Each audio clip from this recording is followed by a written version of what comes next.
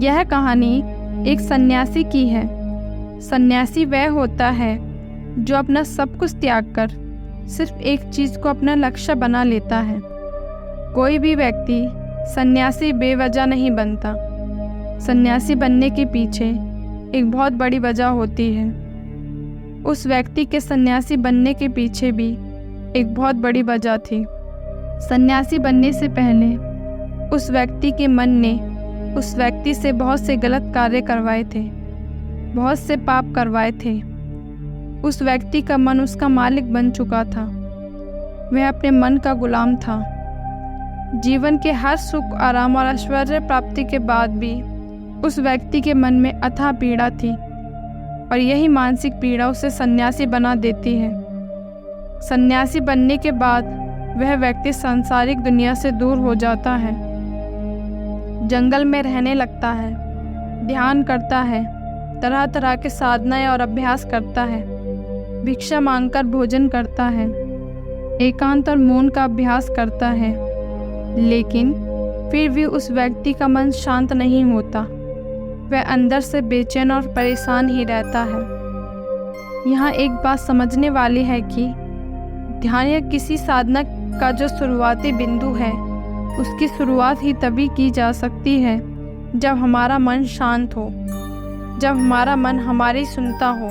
लेकिन उस सन्यासी का मन ना तो शांत था और ना ही उसकी सुन रहा था। उस सन्यासी के मन में यह बात गहराई से बैठती जा रही थी कि मन को वश में करना, मन पर काबू पाना असंभव है। लेकिन फिर एक दिन उस सन्यासी को एक व्यक्ति मिलता है जो ना तो कोई साधु सन्यासी होता है और ना ही कोई बुद्धिमान व्यक्ति। वह तो बस एक साधारण सा चरवाहा था जो जंगल में अपनी भेड़ों को चरा रहा था।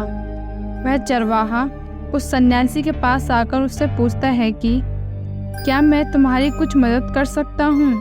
तुम बहुत परेशान लग रहे हो। मैं तुम्हें पिछले कई दिनों से देख रहा हूँ। तुम बहुत बेचैन रहते हो। अगर तुम चाहो तो मैं तुम्हारी कुछ सहायता कर सकता हूँ। चरवाहे की बात सुनकर वह सन्यासी कहता है कि तुम भला मेरी क्या मदद कर सकते हो? तुम तो एक सांसारिक हो और मोह माया में लिप्त रहते हो। यह बात सुनकर चरवाहा उस सन्यासी से कहता है, मैं तुम्हारी मदद कर सकता हूँ। मैं मन को वश में करना जानता हूँ। सन्यासी चरवाहे के मुंह से यह बात सुनकर जोर से हंसता है और कहता है, क्या कहा तुमने? तुम मन को वश में करना जानते हो? मैंने अपना सब कुछ त्याग कर दिया, आकर जंगल में रहने लगा। तब भी मैं अपने मन का गुलाम हूँ और तुम कह रहे हो कि तुम इसे वश में कर सकते हो। वह चरवाहा कहता है, मन को वश में करने के लिए सभी वस्तुओं का त्याग करना आवश्यक नहीं है और ना ही जंगल में आकर रहना जरूरी है। बस एक चीज़ है जिसे छोड़ना सबसे ज़रूरी है। वह सन्यासी उस चरवाहे से पूछता है, वह क्या चीज़ है? वह चरवाहा सन्यासी से कहता है कि वह एक चीज़ है गलत जानकारी। आज तक तुम्हारे भीतर जो भी जानकारी गई है उसी ने तुम्हारे मन का निर्माण किया है। सन्यासी उस चरवाहे से पूछता है कि परंतु वह कैसे?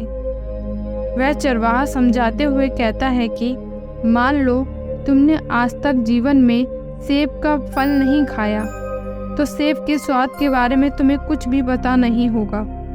तो क्या तुम्हारा मन कभी सेब खाने को कर सकता है? नहीं ना। इसलिए हमारे मन का निर्माण जानकारी से होता है। वह सन्यासी उस चरवाहे की बात से प्रभावित हो जाता है और उससे कहता है, क्या आप इस बारे में मुझे कुछ और विस्तार से समझा सकते हो? वह चरवाहा उस सन्यासी से कहता है, अगर तुम अपने मन को वश में करना चाहते हो तो आप मेरी बातों को ध्यान से सुनना। तुम अपने मन को वश में केवल तभी कर सकते हो जब तुम अपने मन की जड़ों को देख पाओगे। मन का निर्माण जानकारी से होता है और हमारे शरीर में जानकारी के 5 प्रवेश द्वार होते हैं। पहला, आँख। हम अपनी आँखों से जो भी देखते हैं, अच्छा या बुरा, वह सब हमारे मन की याददाश्त में इकट्ठा होता रहता है। दूसरा, कान। हमारे कान जो भी सुनते हैं वह भी हमारे मन में बीज के रूप में बो दिए जाते हैं। तीसरा, जीभ। जिस भी चीज़ का स्वाद हम एक बार ले लेते हैं वह हमारे मन में याददाश्त में अंकित हो जाता है। चौथा, नाक।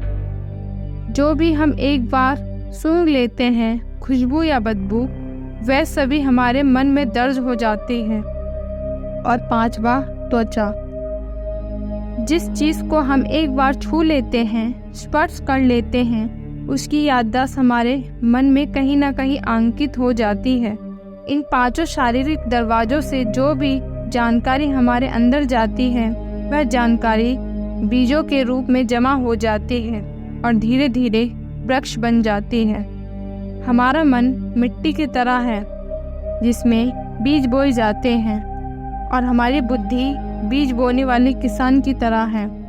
अगर हमारी बुद्धि गलत जानकारी के बीजों को सही जानकारी के बीज समझकर बो देगी तो जब वह भविष्य में वृक्ष बन जाएंगे तो खराब ही कर देंगे।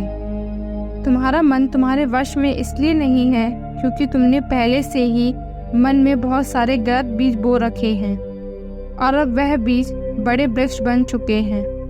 वह सन्यासी उस चरवाहे से पूछता है, तो मुझे अब क्या करना चाहिए, क्योंकि अब तक तो मैं बहुत सारे गलत बीज बो चुका हूँ और जो बो चुका हूँ उन्हें वापस निकाल नहीं सकता।